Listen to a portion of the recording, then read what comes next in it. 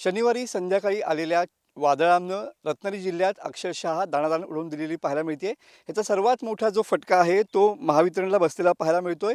जवळपास 1,11,485 ग्राहकांना ह्याचा फटका बसलेला आहे. अजूनही जवळपास 48 तास उलटून गेलेले आहेत. मात्र अजूनही 26,000 ग्राहक जे आहेत ते अजूनही अंधारात असलेले पाहायला मिळत आहेत.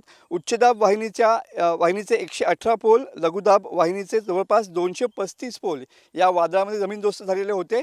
आपण सध्या फणसोप सड्यावरती आहोत आणि तुम्ही बघू शकता की इथं या भागामध्ये जवळपास 26 तासानंतर वीज पुरवठा सुरळीत झालेला आहे.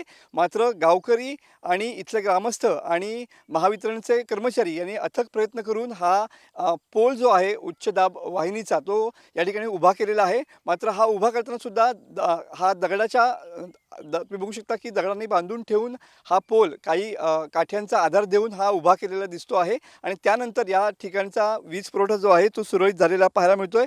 जवळपास या वादळामुळं महावितरणचं 80 लाखांचं नुकसान या ठिकाणी झालेलं आहे.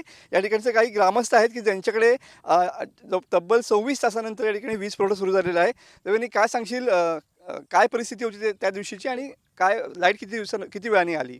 शनिवारी संध्याकाळी 4 नंतर अतिशय बिकट परिस्थिती होती.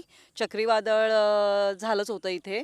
त्याच दरम्यान हा पोल पडला. अतिशय मोठा आवाज झाला म्हणून आम्ही बाहेर येऊन बघितलं तर पोल पडलेला होता. म्हणजे खूप बेकार परिस्थिती होती इथे. किती तासानंतर तुमच्याकडे लाईट आली आणि काय सांगाल? 26 तासानंतर आमच्याकडे लाईट आली आणि ह्याला सहकार्य आमचे महामंडळाचे लोक आहेत, त्यांनी चांगलं काम केलेलं आहे. त्या दिवशी नेमकं काय झालं? हा पोल कसा पडला? हा पोल पडला म्हणजे वादळ उठलं ना, तर वादळात हा पोल आडवा झाला. नंतर आमचे शेजारी सहकार्य करून हा उभा केलेला आम्ही. आमच्या इकडचे जे ग्रामस्थ आहेत ते या अवस्थेत पण इथे जमा झाले सगळे. म्हणजे एवढा पाऊस वगैरे पडला होता, सगळंच बेकार परिस्थिती होती. लाईट तर कुठेच नव्हता, पण तरी सर्व ग्रामस्थ इथे गोळा होऊन हा पोल उभं करण्यासाठी सर्वांनी सहकार्य केलं की जेणेकरून वायरमनांचं पण काम थोडंसं हलकं व्हावं. बरोबर आहे. नक्कीच तब्बल या फणसोप सड्यावरच्या गावामध्ये जवळपास 26 तासानंतर वीज पुरवठा सुरळीत झालेला पाहायला मिळतोय.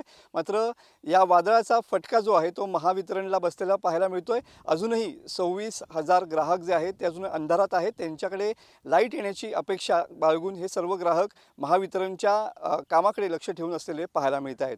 कॅमेरामन समीत गजनेसह मी मनोज लेले, TV9 मराठी, रत्नागिरी.